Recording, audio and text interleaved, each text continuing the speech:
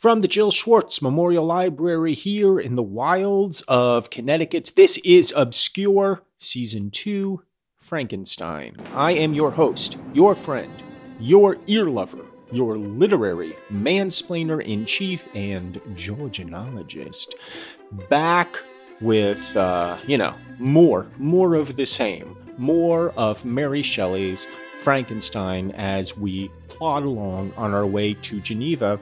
And we begin today with, I guess, an alarming observance on my part. I've had an alarming observance. And it's allergy season, and so you can probably hear that I'm about 33% towards a sneeze. But it's not quite emerging.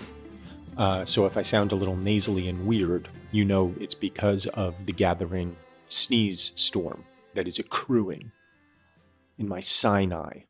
And I just made up Sinai as a plural of sinus, even though I know it's sinuses. Okay? Just go with me. The alarming observation is this. You know, if you've been paying attention the last couple episodes, that my mood has been somewhat topsy-turvy because of events that have been going on in my life. And that remains somewhat unresolved, although maybe more resolved than it has been.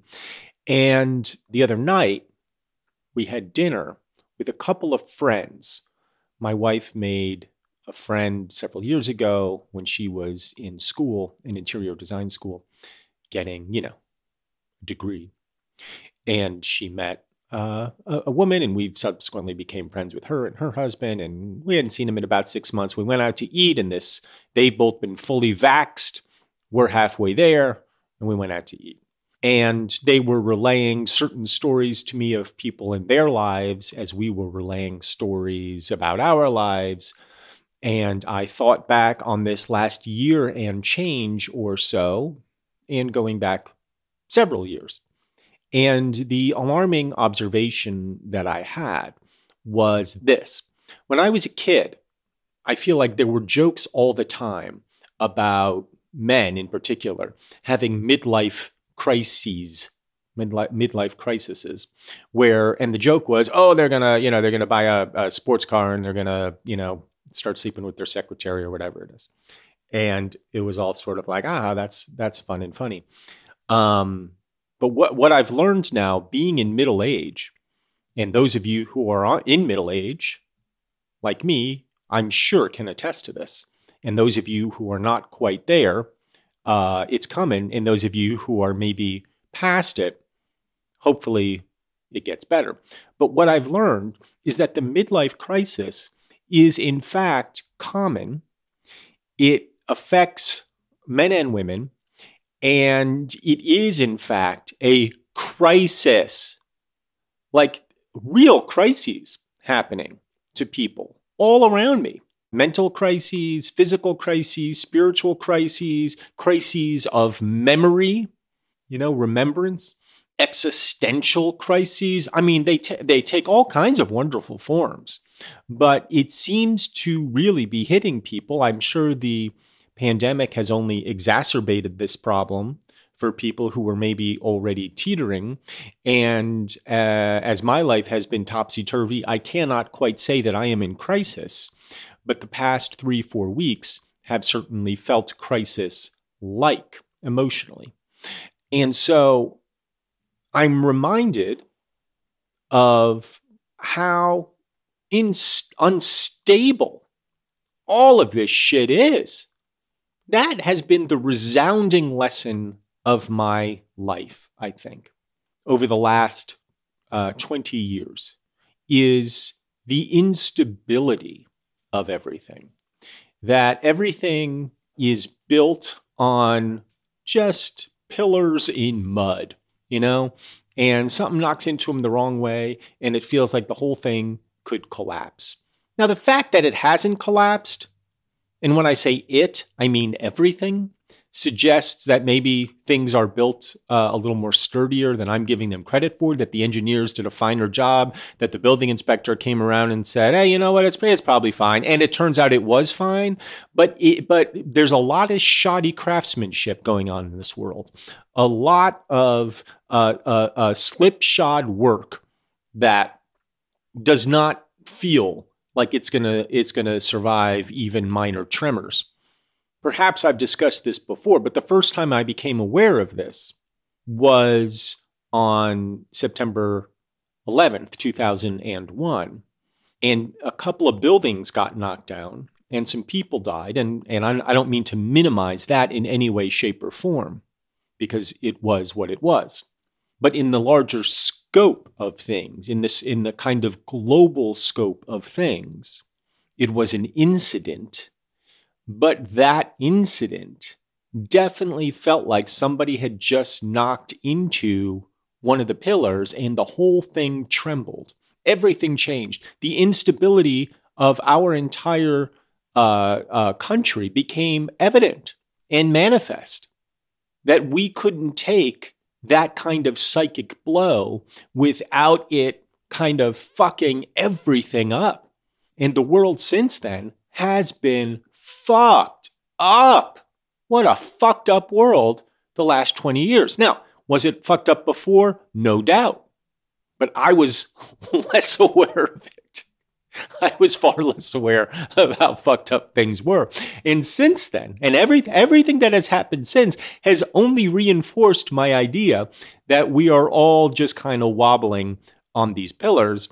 And now I see it happening on a granular level with people that I care about, people that I know, people that I love, people who are, in some cases, not surviving these crises. And it is humbling.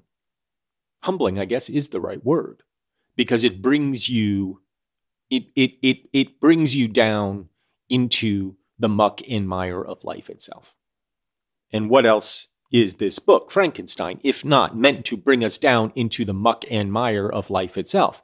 What is the big buddy, if not a perpetual midlife crisis? I mean, he's born into midlife. I don't know what the life expectancy back then was, but let's say he's born into a midlife crisis. His entire life is a midlife crisis.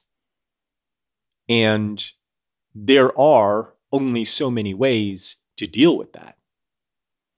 And my preferred way is stealing my wife's Klonopin. And he didn't have that option. So instead, he's going to burn the whole world down.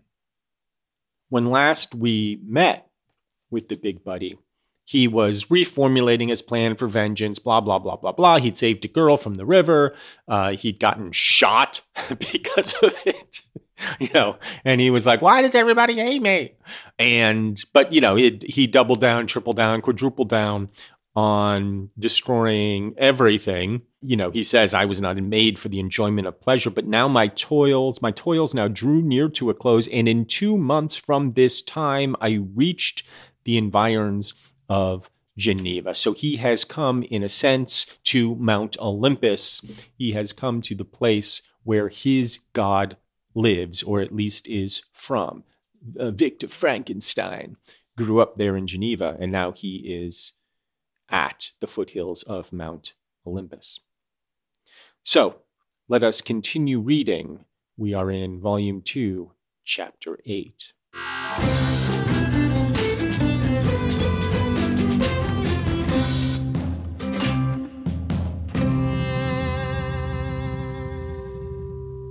It was evening when I arrived, and I retired to a hiding place among the fields that surround it, to meditate in what manner I should apply to you.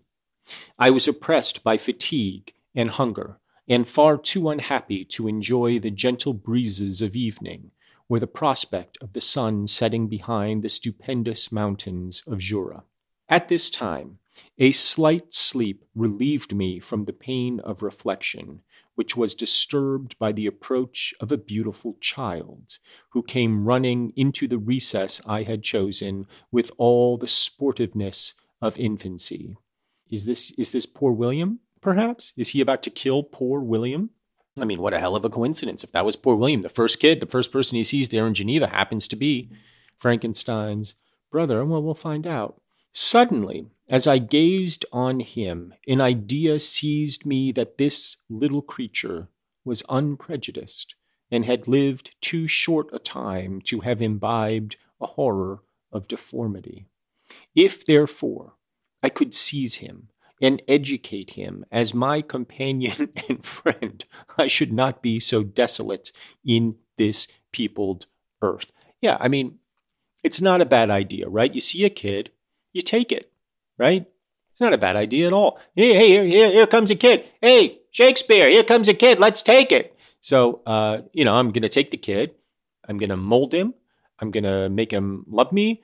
And I'm going to squeeze him and hug me and hug him and make me and call him George. Isn't that from the Looney Tunes cartoon? Something like that. Squeeze him and love him and call him George. So, not a bad plan. I'm going to be, I'm lonely. Everybody hates me. But here's this little kid running around. Maybe, he doesn't mind looking at my horrible face. He's too stupid to know yet that I'm scary. So I'll just take him and then we'll be fine. Urged by this impulse, I seized on the boy as he passed and drew him towards me. As soon as he beheld my form, he placed his hands before his eyes and uttered a shrill scream. I drew his hand forcibly from his face and said, "Child, what is the meaning of this? I do not intend to hurt you. Listen to me." He struggled violently. "Let me go," he cried. "Monster, ugly wretch, you wish to eat me and tear me to pieces. You are an ogre. Let me go, or I will tell my papa." "Boy, you will never see your father again. You must come with me." "Hideous monster, let me go. My papa is a syndic. He is M. Frankenstein. He will punish you. You dare not keep me." So it is little William. It is poor William. What a coinky-dinky right here. What a coinky-dinky we got on our hands. That poor William is the one that he should run into right as soon as he comes to Geneva. And then to say that accursed name Frankenstein. Things we know are about to get bad. Frankenstein, you belong then to my enemy, to him towards whom I have sworn eternal revenge. You shall be my first victim. The child still struggled and loaded me with epithets which carried despair to my heart. I grasped his throat to silence him, and in a moment he lay dead at my feet. Oh. So I guess he did kill him after all. Look, to me, this was one of the central mysteries of the book. Did the big buddy actually kill poor William? And I didn't want to believe it. I know you didn't want to believe it because we knew. We knew. Big buddy, we love your good heart. You have a benevolent heart. We know that. And okay, you've been beat with a stick. You've been shot. You've been stoned. You've been screamed at. You've been cursed. You've lived in a hovel for 2 years, unable to sit up straight. Like, okay. But surely none of that means you should strangle poor William, even if he did call you an ogre. It's just not nice. It's just not nice, Mary. Mary, why would you strangle poor William like this? It's not nice. What are you doing? Poor William never did anything to anybody. Such a sweet young boy, a young lad. His father's the syndic. I grasped his throat to silence him, and in a moment he lay dead at my feet. So the big buddy has committed a murder. A murder. And now he must face the consequences of that murder. I'm not talking about the townspeople of Geneva. I'm not talking about Victor Frankenstein. I'm talking about the consequences of his own heart. Because I know, and you know, that though it may be scabbed over by the malice of man, inside it remains tender and raw. Inside, it remains fleshy pulp that wants only to be juiced. Juice that heart. That's all we want. All right, let's take a little break. I'll get my own juice, some heart juice, but probably just some water. And we'll see what happens when we come back here on Obscure.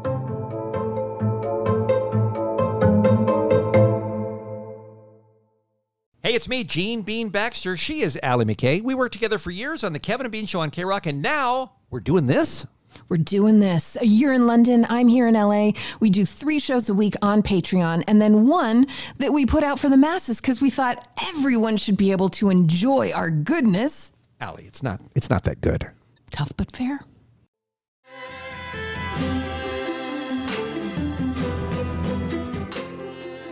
We're back. Poor William lays dead at the big buddy's feet. I'm going to have some more water. I know I just said I was going to have some during the break, but I didn't. Now I'm going to have some. Poor William. Victim of the big buddy, and let us see how he responds. I gazed on my victim, and my heart swelled with exultation and hellish triumph. Clapping my hands, I exclaimed, I too can create desolation. My enemy is not invulnerable. This death will carry despair to him, and 1,000 other miseries shall torment and destroy him. As I fixed my eyes on the child, I saw something glittering on his breast. I took it. It was a portrait of a most lovely woman. In spite of my malignity, it softened and attracted me. That's Justine. That's the little necklace Justine Moritz took of Mama Frankenstein, Mama Barbarino. For a few moments, I gazed with delight on her dark eyes, fringed by deep lashes, and her lovely lips. But presently, my rage returned. I remembered that I was forever deprived of the delights that such beautiful creatures could bestow, and that she whose resemblance I contemplated would, in regarding me, have changed that air of divine benignity. Benign? It's benign, but would you, I guess, benignity? Benignity? Is that how you would say that? I'm not even going to crank up the research machine. I'm going to go with benignity. To one expressive of disgust and affright. Can you wonder that such thoughts transported me with rage? I only wonder that at that moment, instead of venting my sensations in exclamations and agony, I did not rush among mankind and perish in the attempt to destroy them. Oof. I mean, I just oofed because, it's been a bad week here in America, a bad month here in America.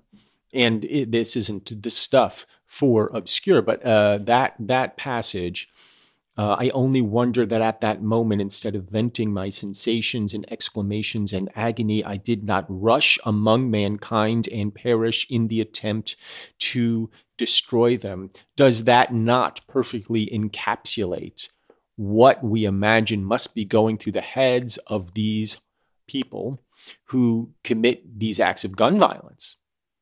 These wanton, random acts of gun violence, that idea that I'm going to perish in my attempt to destroy them, in my exclamations and agony.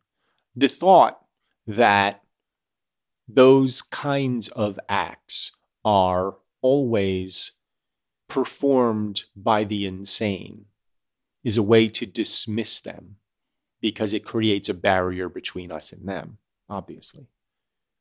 It is saying they are not us. They are like the big buddy of another species altogether. They are no longer human, and therefore we don't have to confront our own humanity when dealing with these people, quote unquote people, who commit these crimes, because they have passed some threshold into some other state of being.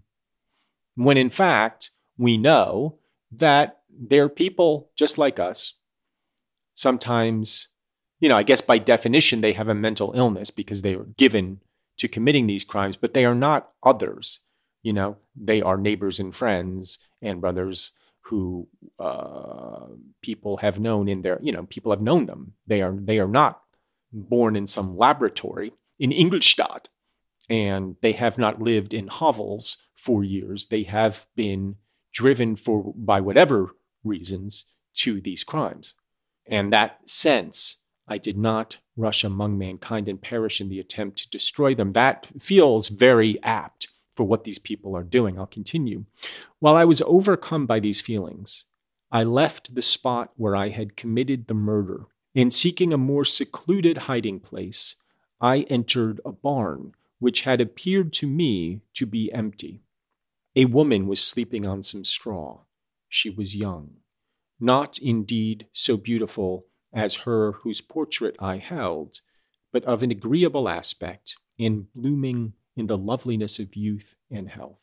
Here, I thought, is one of those whose joy-imparting smiles are bestowed on all but me. And then I bent over her and whispered, "Awake, fairest, thy lover is near. He who would give his life but to obtain one look of affection from thine eyes, my beloved, awake." The sleeper stirred. A thrill of terror ran through me.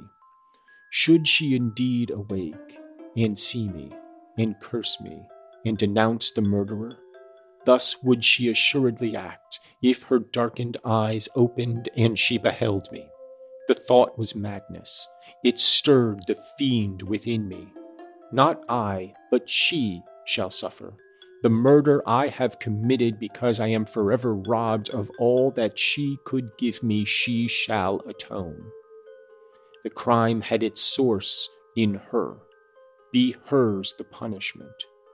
Thanks to the lesson of Felix and the sanguinary laws of man, I had learned how to work mischief. I bent over her and placed the portrait securely in one of the folds of her dress. She moved again, and I fled. For some days I haunted the spot where these scenes had taken place, sometimes wishing to see you, sometimes resolved to quit the world and its miseries forever. At length I wandered towards these mountains, and have ranged through their immense recesses, consumed by a burning passion which you alone can gratify. We may not part until you have promised to comply with my requisition. I am alone and miserable. Man will not associate with me, but one as deformed and horrible as myself would not deny herself to me. My companion must be of the same species and have the same defects. This being you must create. Predicted it! I predicted it. That was going to be what he wanted from Victor Frankenstein, to make a little she-buddy, right? To make a she-buddy to be with the big buddy, and then they could be deformed and angry together, but they would have their own defects and love each other, right? That's where all this has been going. For 100 and whatever pages. This is the promise that the big buddy must extract from Victor Frankenstein, to make one such as himself, because that pulpy heart of his only wants love, only wants some other eyes to gaze on him without malice.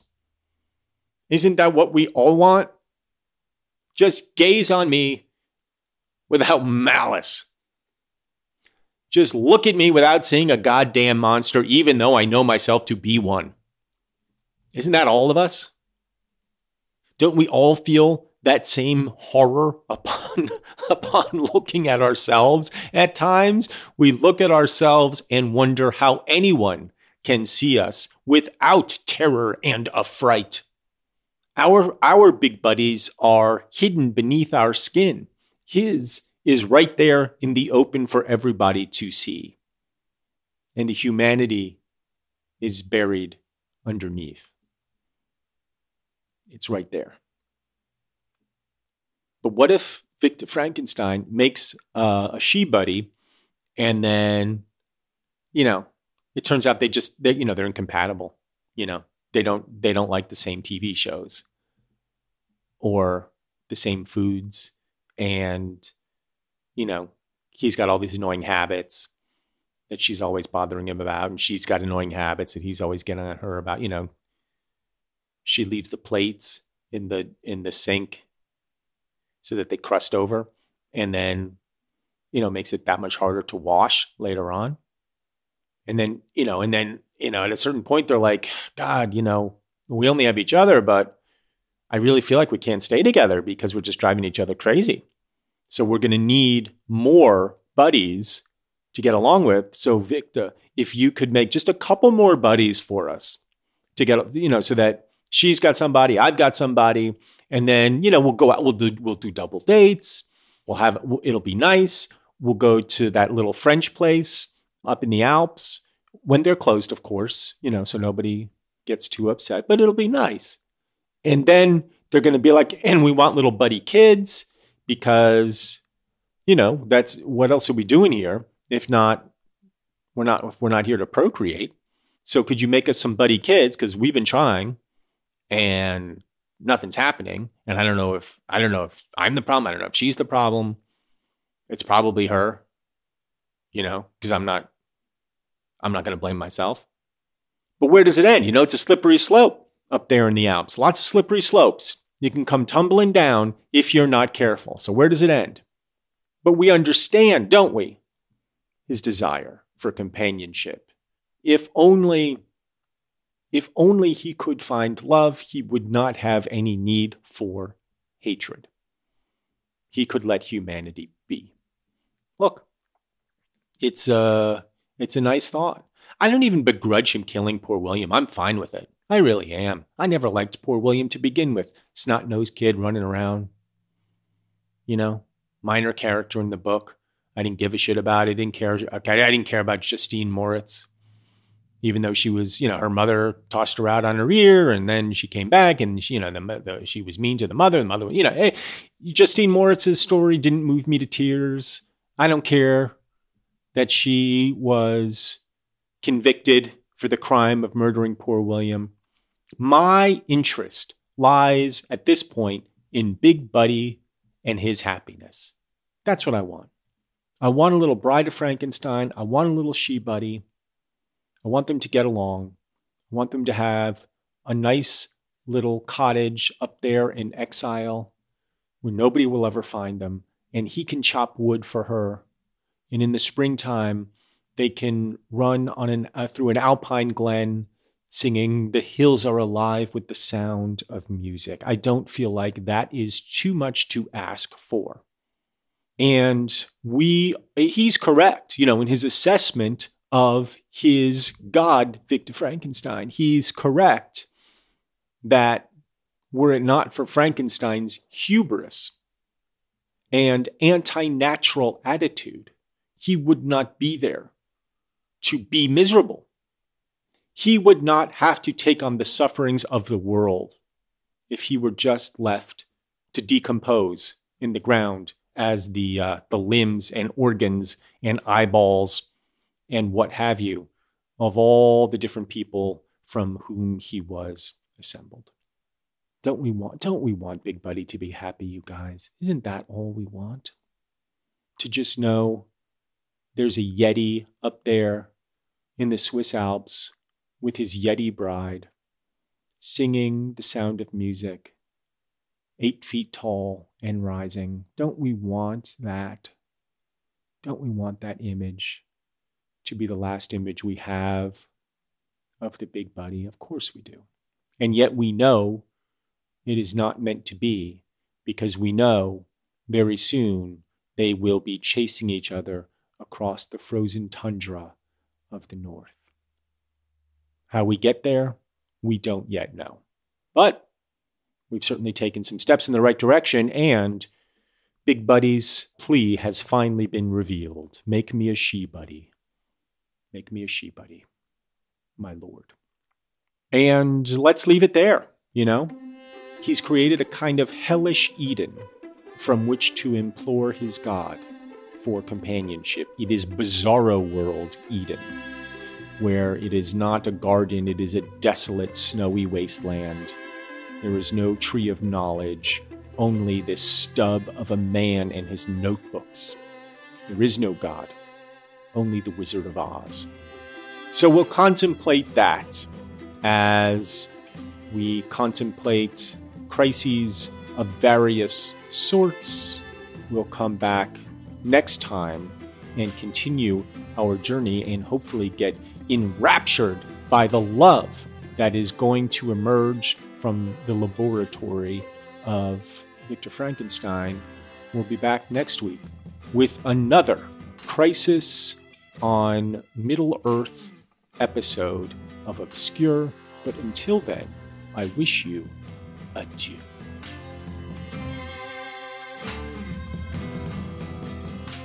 Obscure Season 2 Frankenstein was produced by myself, Michael Ian Black, Robin Lynn, Jennifer Brennan, and Mary Shimkin. It was recorded in the wilds of Connecticut at the Jill Schwartz Memorial Library. Theme music by Craig Wedren. If you would like to support this podcast, please join us at patreon.com/Michael Ian Black. This is a podcast that does not receive any outside funding other than the funding that you yourself give it. So if you would like to support it, please do. Patreon.com/Michael Ian Black.